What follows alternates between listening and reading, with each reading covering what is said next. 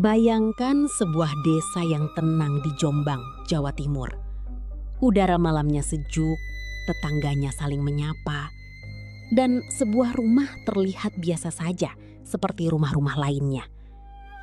Namun, tepat di bawah tanah halaman belakang rumah itu, di balik tanaman yang subur, tersimpan rahasia paling kelam dalam sejarah kriminal Indonesia.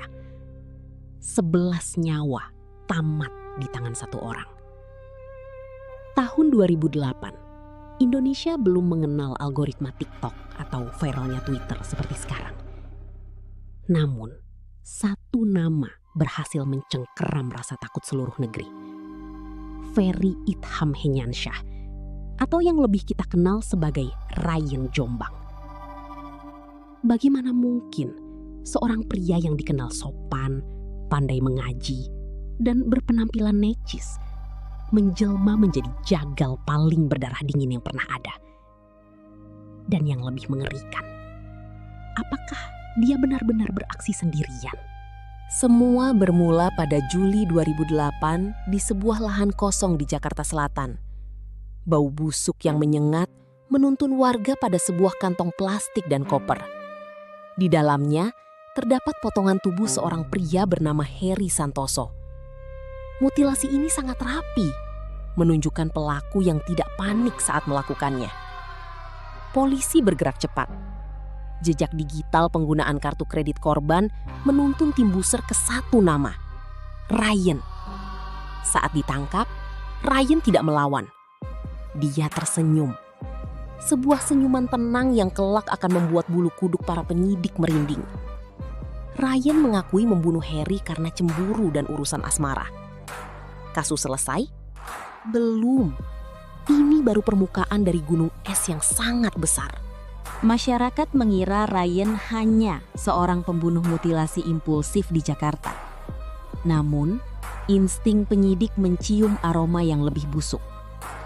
Polisi mulai menggali masa lalu Ryan dan melacak laporan orang-orang hilang yang pernah berkontak dengannya. Jejak itu membawa polisi kembali ke kampung halaman Ryan di Maijo, Jombang. Ketika sekop pertama menghantam tanah di halaman belakang rumah orang tua Ryan, sejarah kriminal Indonesia berubah selamanya. Satu persatu, kerangka manusia ditemukan. Terkubur di dalam bekas sumur, di bawah lantai dapur, hingga di antara pohon-pohon tebu. Total ada 10 jasad tambahan yang ditemukan di sana. Mereka bukan sekedar angka. Mereka adalah teman, kenalan, bahkan orang-orang yang menganggap Ryan sebagai sahabat. Ryan membantai mereka dalam kurun waktu 2006 hingga 2008. Bagaimana Ryan melakukannya tanpa ketahuan selama bertahun-tahun? Jawabannya ada pada pesona dan manipulasi. Ryan adalah seorang kameleon, bunglon psikologis. Di depan orang tuanya, dia adalah anak yang berbakti. Di depan korbannya, dia adalah sosok yang menjanjikan kesuksesan, uang, atau cinta. Ryan menggunakan motif ekonomi dan asmara. Dia memikat korbannya, membawa mereka ke tempat sepi, mengeksekusi mereka dengan hantaman benda tumpul saat korban lengah, menguras hartanya, lalu menguburnya seolah-olah mereka tidak pernah ada di dunia ini. Dan yang paling gila, Ryan tetap tidur, makan, dan hidup di rumah itu, tepat di atas kuburan para korbannya, bersama orang tuanya yang katanya sama sekali tidak tahu apa-apa. Sin. Ryan Jombang akhirnya divonis hukuman mati.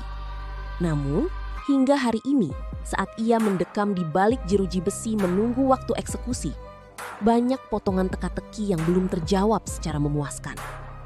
Pertanyaan besarnya, bagaimana mungkin sebuah rumah yang dihuni oleh satu keluarga menjadi tempat pemakaman massal bagi 10 orang tanpa ada satupun anggota keluarga yang curiga?